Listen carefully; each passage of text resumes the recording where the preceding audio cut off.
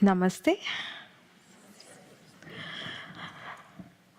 Let me share a fable with you, for stories are ways of immortalizing messages. Two monks, Yesmi and Nomi, are returning back to the monastery after a day of teaching in the nearby village. They were just about to cross the river when they hear a woman crying. Yesmi walks up to her and asks her what was troubling her. She needed to get back to her toddler, who was living in the village across the river. Since the river had risen that day, she was feeling miserable that she will not be able to go back to her toddler, and her child would cry for her all night. On hearing her, Yesmi volunteers to help her. He carries her across the river and drops her on the other side. And they continue with their walk. About half an hour into the walk, Nomi, in a very agitated tone, speaks up. He says, "Yesmi, do you know what you have done?" Yesmi calmly looks at him. "Our master said, never look at a woman. You spoke to her. Our master said, never speak to a woman. You touched her. Our master said, never touch a woman. You carried her." Yesmi calmly looks at Nomi and says, "Yes, that is true, but I have dropped her half an hour ago. It is you who's still carrying her." Let me take you away from the story for a bit, for a tiny experience of meditation. Please close your eyes.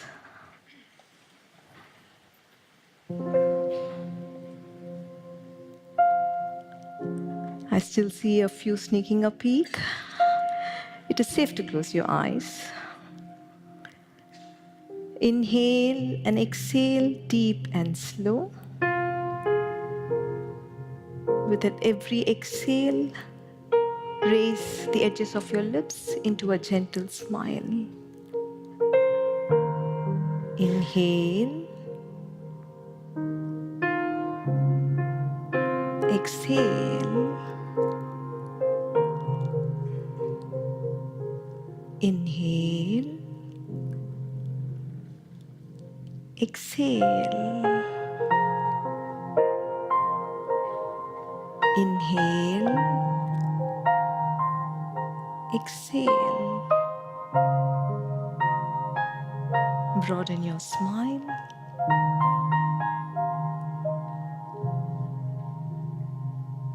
Open your eyes.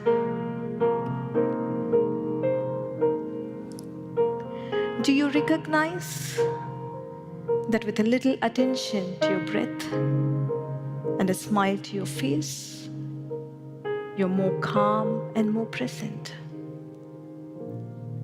The power to peace is always within you. Let us get back to our story.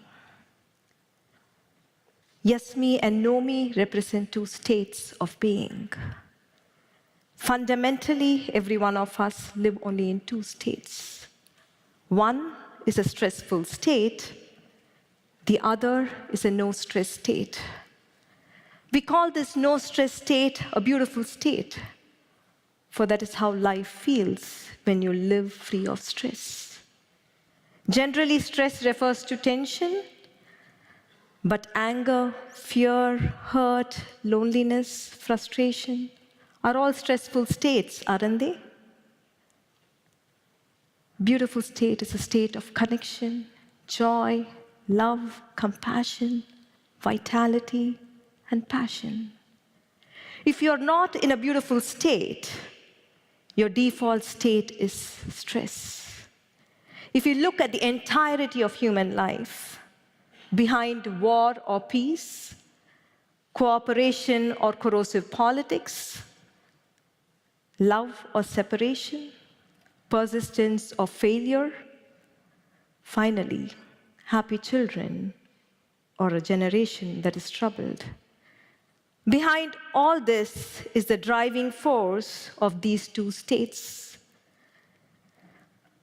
Behind every choice and every action is the driving force of only one of these two states. So the most important choice is, from which state do we want to live our life? From which state do we want to relate to the people in our life? From which state do we want to achieve and fulfill every vision of our life?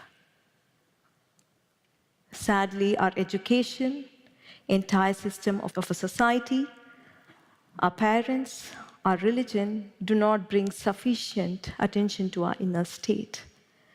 In fact, the very structure of education at school makes us compete, makes us feel jealous of another's progress, makes us feel ashamed of being less. It is a total compromise on the essence of being human.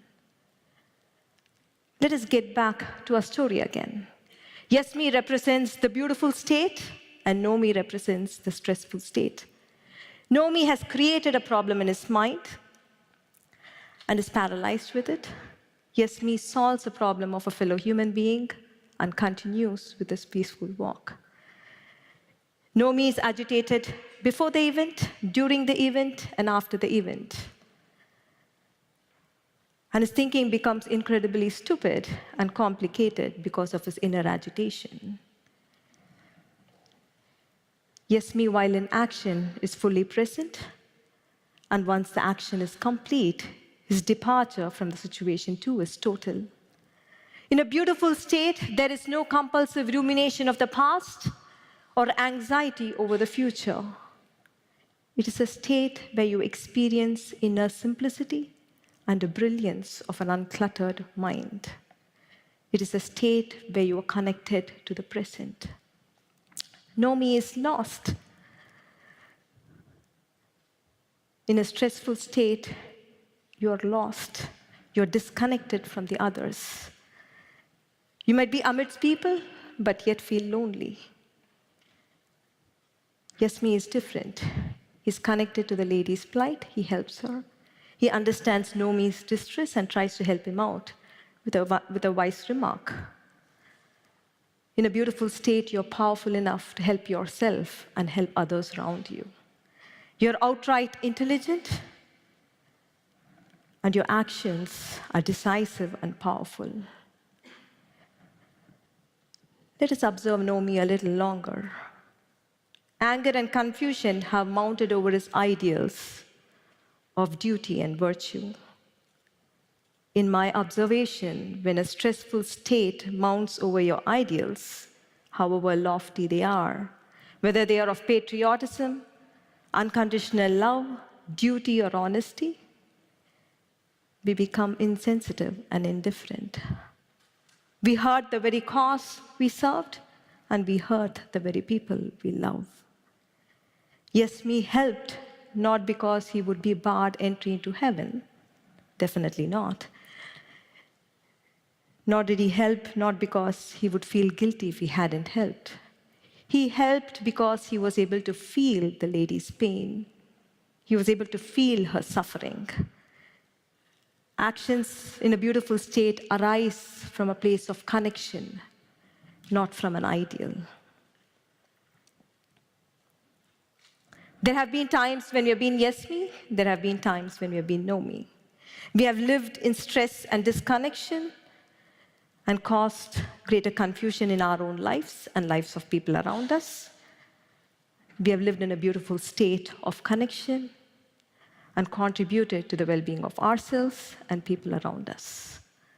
War, division, and conflict of every form can only end when more and more of us live in a beautiful state. So the big question is, how do we break free of our habitual negative bias of our brain towards stressful state? If pressure is going to be a part of life, how do we live life without being bogged down by stress? How do we address numerous challenges of our life living in a beautiful state? There are 3 well-trodden paths people usually take. 1, we live in stressful states and plummet into hurting inner states. 2, we try to escape stress. We try to achieve a temporary dopamine high. However, when the dopamine plateaus, we are left feeling emotionally dry and empty. 3, we try replacing inconvenient beliefs, stories, and ideas into more convenient ones. The problem, however, is none of these 3 paths have the power to get you off the gravitational pull of suffering or long-term stress. And we succumb back into the vortex of habitual stressful emotions. We need a greater inner power to get us to a beautiful state. And that is the way of inner truth. About 8 years ago, we as a family met with an accident while at Big Bear Lake in California. We emerged safe from the accident.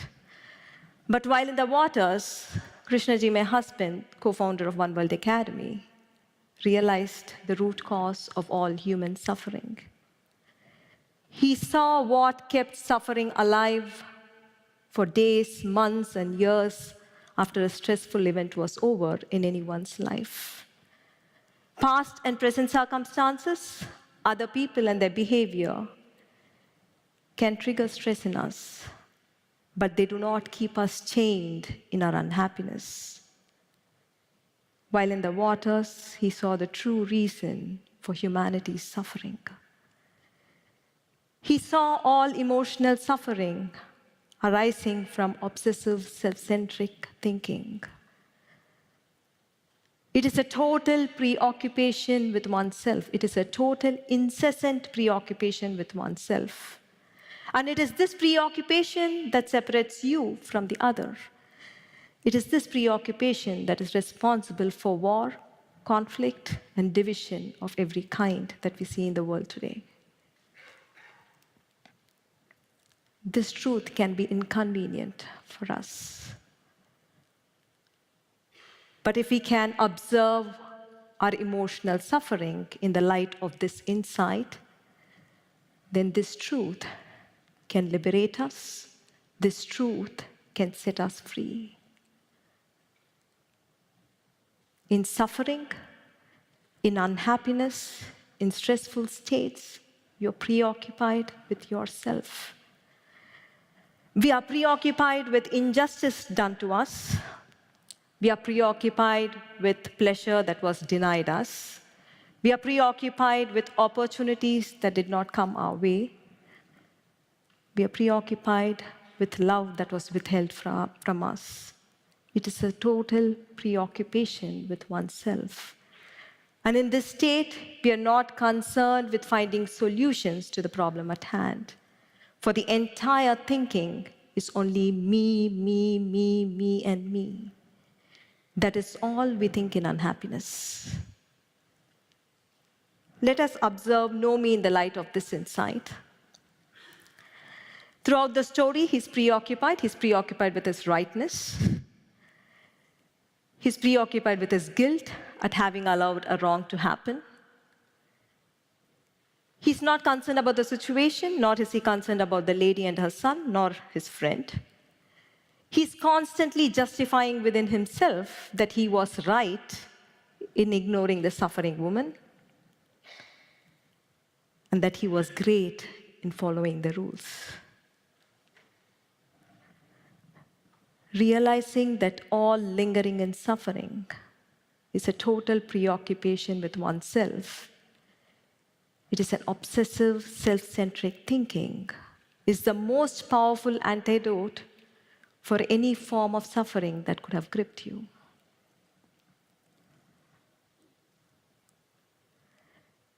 When you see it, not only you walk out of stressful states, but there is a great release of energy. And you awaken to a sense of power, connection, freedom, and purpose. We know the way now. Let's do it. It works. let us do a small 3-question meditation. Please close your eyes. Please remember, meditation is not about a religion. It is about being human. It is about returning to a beautiful state. Bring attention to your breath. Inhale and exhale, deep and slow. Observe yourself. Are you in a stressful state, or are you in a beautiful state?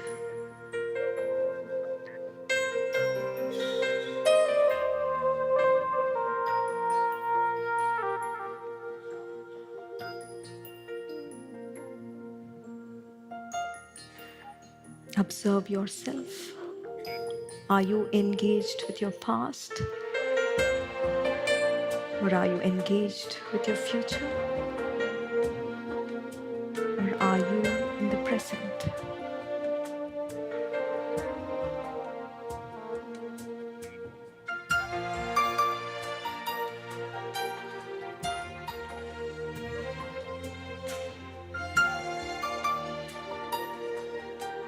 Observe yourself. Are you preoccupied with yourself, or are you in a state of connection?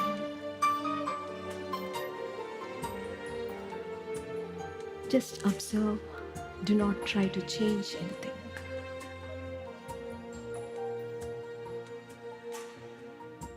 Imagine a flame glowing in the middle of your forehead.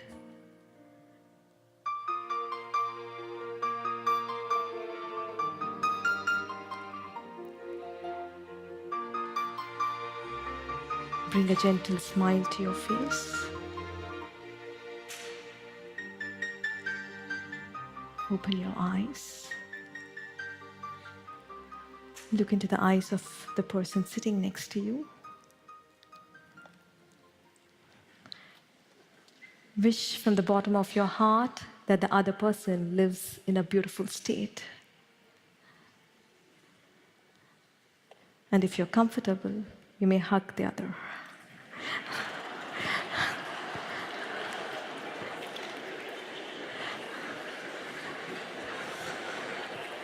Thank you so much. Namaste.